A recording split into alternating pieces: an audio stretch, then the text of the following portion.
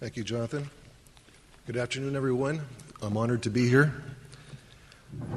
Most of my comments today will pertain to a case that took place in Toronto in 2005 and culminated with arrest in 2006.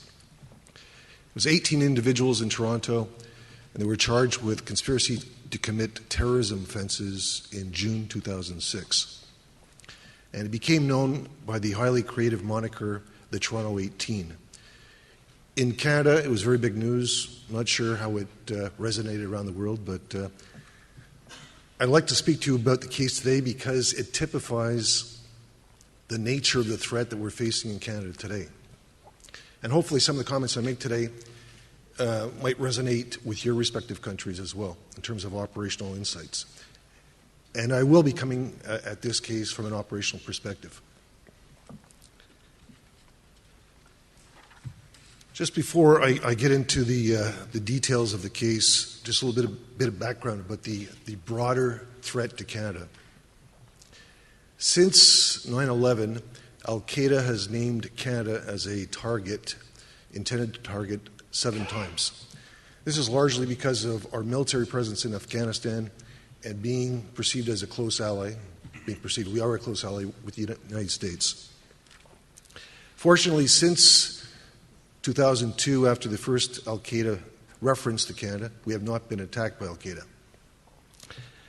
And this is happily due to, as been mentioned by previous speakers, AQ being severely degraded over the last couple of years, the happy demise of Osama bin Laden, Atiyah, and others. So our assessment now is that the threat from Al-Qaeda core central is much less diminished, but we're still very wary about it. The more prominent threat would emanate from one of the AQ affiliates, AQAP being an example. In terms of a threat from AQ itself, we see ourselves more as a target of opportunity than a target of choice, be it in Canada or Canadian interests or missions abroad.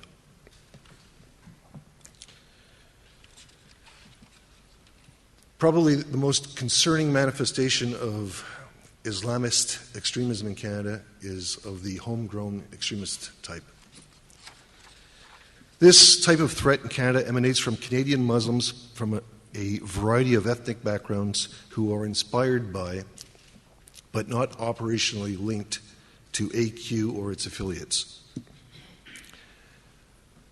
Most of the homegrown extremist activities in Canada have been foreign directed, which includes financing, support, facilitation, and supplying fighters overseas. The most notable exception to this has been the Toronto 18 case.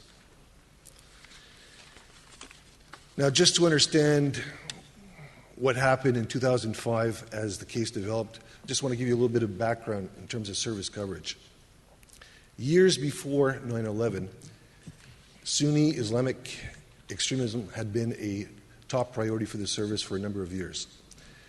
In fact, 2/3 of our operational resources were dedicated to countering that threat. Not entirely 2/3 to Islamist extremism, but the majority of the 2/3 towards that threat.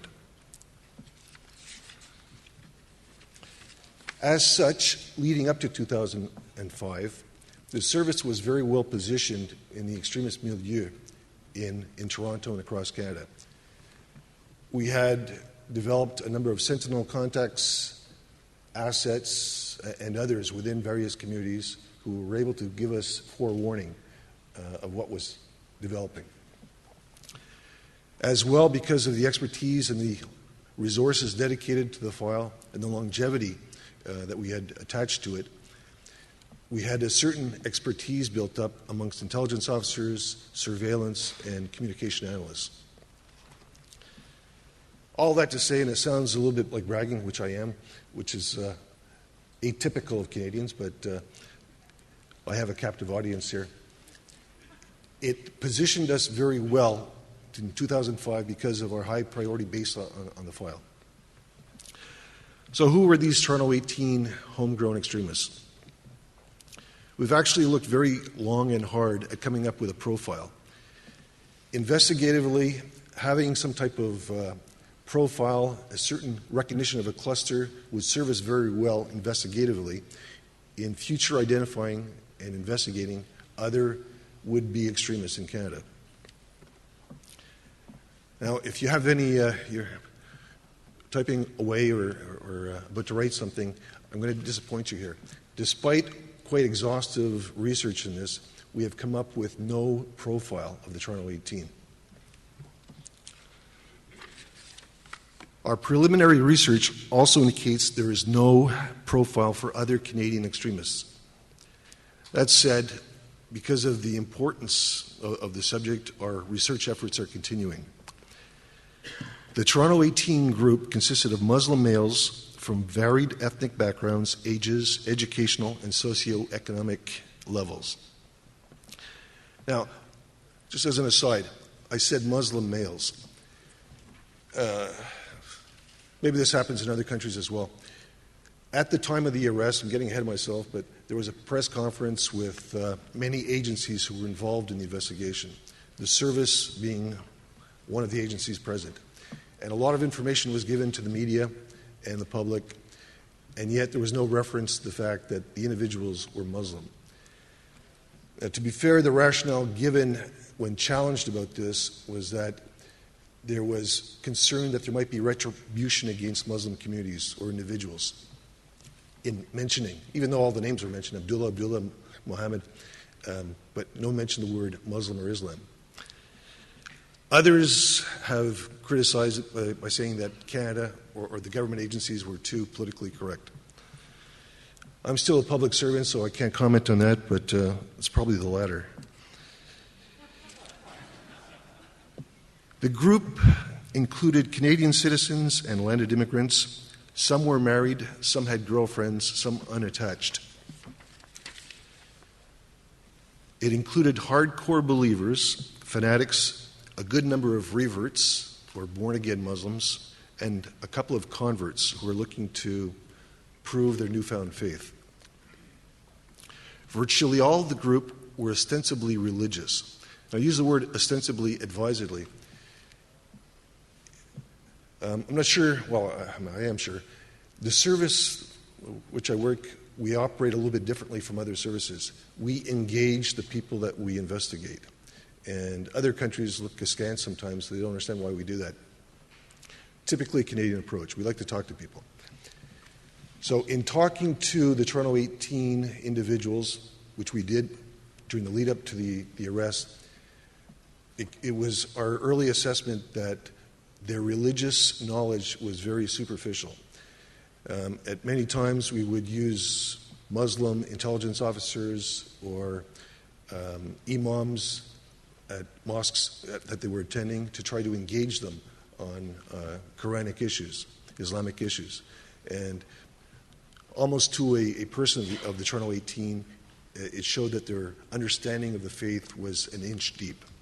And yet they were propelled largely by religious motivation. In fact, during the run-up to, or during the investigation, there was discussion amongst some of the members whether it would be religiously justifiable to detonate one of the bombs near a daycare center at the bottom of one of the buildings.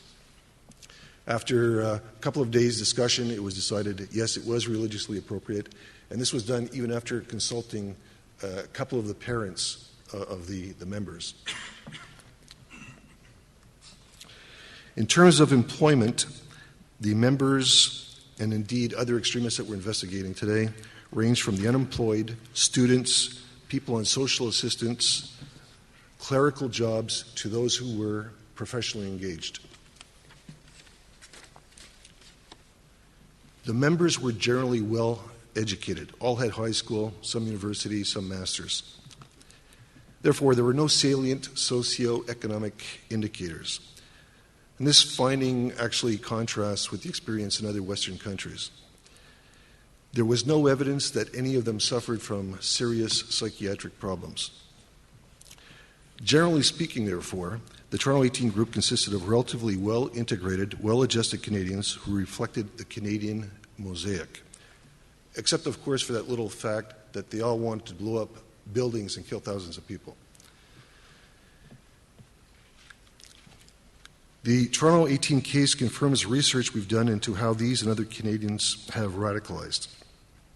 For the Toronto 18 group and other extremists, there was no single linear process that led to extremism. There was no common path. The transformation was highly personal. Distinct paths, similar ends. The radicalization process in Canada amongst this group took place largely on the internet, in halakas, in cafes, in high schools, on sports teams. Each member's radical views were later reinforced, later or concurrently, strengthened by other members of the group. However, there was no common tipping point for all of them. In terms of motivation, although all the paths of radicalization were distinct, there was a common thread in terms of motivation. Virtually all the members had a common hatred toward non-Muslims and regularly discussed the religious justification of killing civilians in the West. Members were inspired by the AQ ideology. In fact, at one point, T18 members thought of calling themselves the AQ organization in Canada, which is a little catchier than the Toronto 18.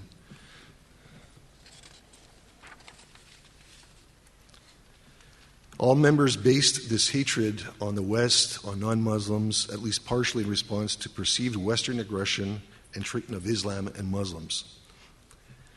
Like most other Western countries, the single narrative served as a primary motivator for most of the Toronto 18 members, combined with the following drivers to varying degrees. Family influence. I mentioned fathers before. There were fathers that goaded some of the members to action. Limited overseas travel for a few. Group dynamics. Religion. Certainly anti-Semitism. Wanting to be a gangbanger. And enamored with the jihadi cool. In fact, some of the Toronto 18, it would be hard to tell apart from a typical gangbanger with a swagger walking down the street. It was something to do, something to be looked at with some type of admiration by other types in the community.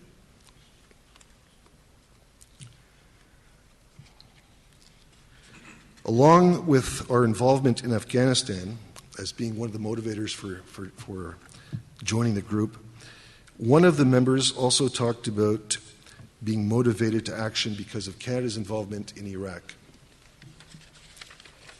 Interestingly, none of his Toronto 18 cohorts ever challenged this mastermind in Canada that Canada has never been involved in Iraq. I guess there's an apparent distinction between being well-educated and well-informed. There was no foreign aspect to the plot, except maybe at one instance, the leaders of the group asked two other members to go to the United States to come back with guns to support the operation. They did so. Fortunately, they were arrested at the border.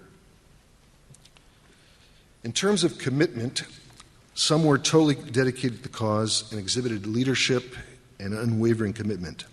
Others, however, as Mark Sageman has referred to them, they were more like terrorist wannabes. They simply wanted to belong. Like most of us here, we all want to belong. During the plotting, some members insisted on testing the detonators and remote trigger to ensure that it would work. The rationale discussed was that if they were going to go to jail for 25 years, they wanted to make sure that it would be for a successful explosion. The commitment only went so far, however. There were no indication of any member wanting to die as a martyr or die during the operation. The intent, the belief at the time, was that they were going to go to jail for the explosions. In that regard, some would say that even the extremists in Canada are a bit moderate. In terms of targeting, the trucks were to be filled with homemade bombs and to be detonated by cell phone. The group had identified a number of targets across Canada, including the Toronto Stock Exchange, an unspecified military base, and Parliament. With the ammonium nitrate they thought they possessed, I say thought because they acquired it, but it had been replaced at one point. They would have been able to carry out an explosion similar to the Oklahoma City bombing. With regard to the intended bombing of the Toronto Stock Exchange, one conspirator to the plan discussed about selling short a couple of days before the bombing. So they're always thinking. One other target was the CSIS office in Toronto, the Canadian Security Intelligence Service. Upon learning about this, even though all my officers were very motivated and driven in following the case, this added a certain motivation, knowing that the underground parking lot was an intended target. Just as another aside, I told you before about our officers talking to the members. Shortly before the arrest, one of our members was in contact, and this one member was being very reluctant to sit down at a cafe and have a chat. But the member, Toronto 18 member, agreed, here's my contact number, giving it to one of our officers, give me a call in about a week. The telephone number that the Toronto 18 member gave one of the service officers was the same number to be used in the detonation of one of the explosives. We suspect the thinking was when the call was to be made, it would have detonated the truck beneath our building, blowing it up. Rather creative tradecraft.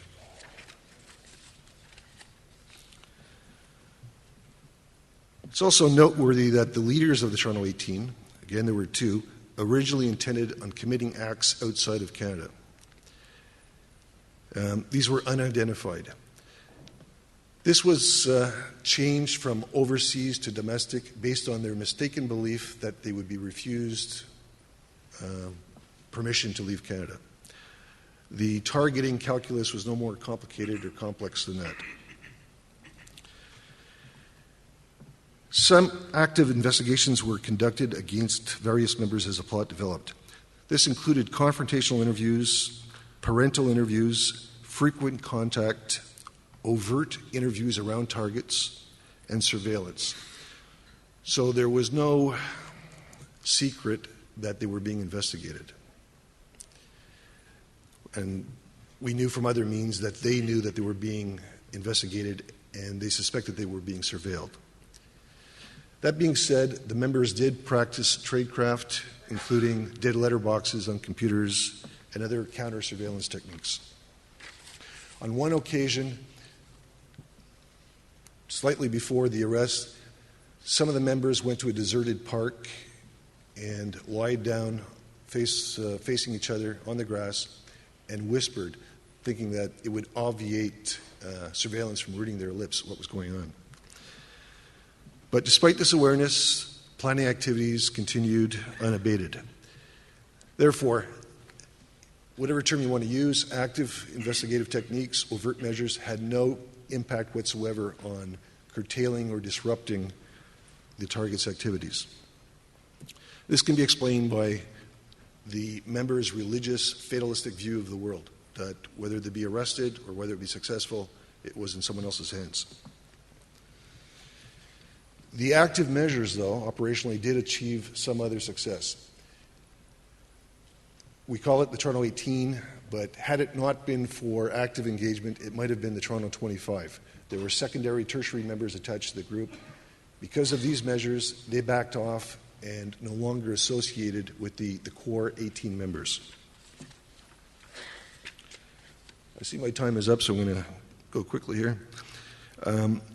Post-arrest.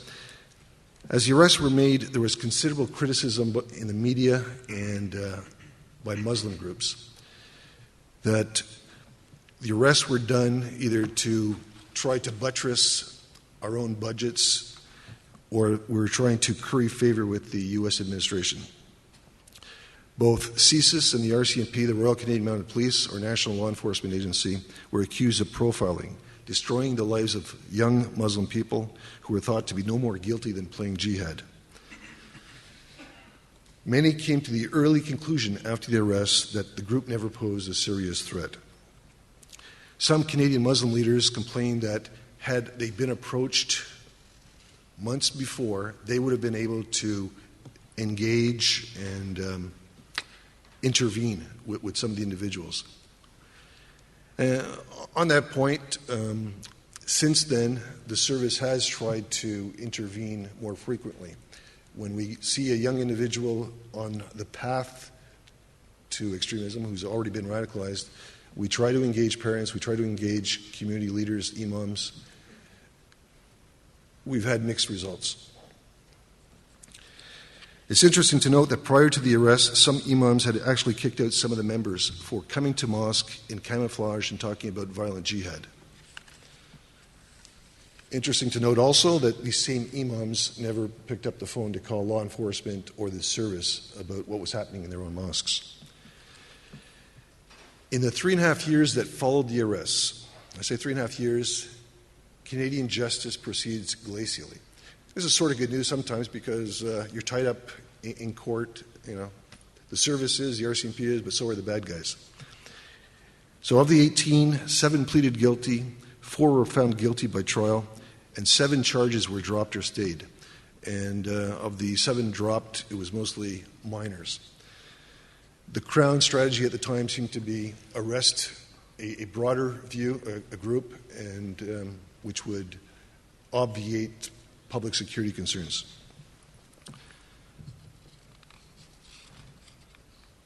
With the guilty verdicts and pleas, there has been some shift in attitude within the community and media, a grudging acknowledgement that they had got it wrong. One of the big lessons that we learned during the very long court trials were that we had to disclose a lot of information. We had to disclose techniques, we had to disclose human assets. We've been doing that grudgingly, like every other security intelligence service around the world, but the quick lesson for us as a service is that this is the new way of doing business. We have to come out of the shadows to support successful charges. One of the concerns also in what we do disclose is that the bad guys in Canada and around the world read transcripts, read media reports, and continually learn from past mistakes. In fact, during the Toronto 18 case, one of the members, when they acquired the fertilizer, had told one of his colleagues to put dots on all the bags to ensure that the bags would not be replaced by security or law enforcement. This they had learned from other cases in Europe. Also, from a legal perspective, the case was very important in that it laid out important markers for both the RCMP and my service on how to transform intelligence into evidence. It's not completely resolved. There will always be challenges, but they've been helpful. Perhaps the biggest challenge for us in the aftermath of this case is to determine the secondary, tertiary players associated with the Toronto 18, whether they have completely de-radicalized or just disengaged for a while. My guess, it's the latter. This, unfortunately, will take considerable time and effort to continue to monitor these individuals. By way of conclusion, happily to some, this was the single largest disruption of a terrorist cell in Canadian history. It was a good news story. A very serious terrorist plot was thwarted. And, despite a few anecdotes that I threw, make no doubt about it, many, many lives were saved. Several hundred, up to a couple thousand.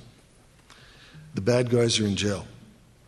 In this regard, the process worked pretty much as it should, with the Security Intelligence Service doing a little bit of forewarning, passing leads off to the RCMP, and who did a stalwart job. It's relatively easy picking up intelligence, much more difficult to make that hard evidence and stick in court.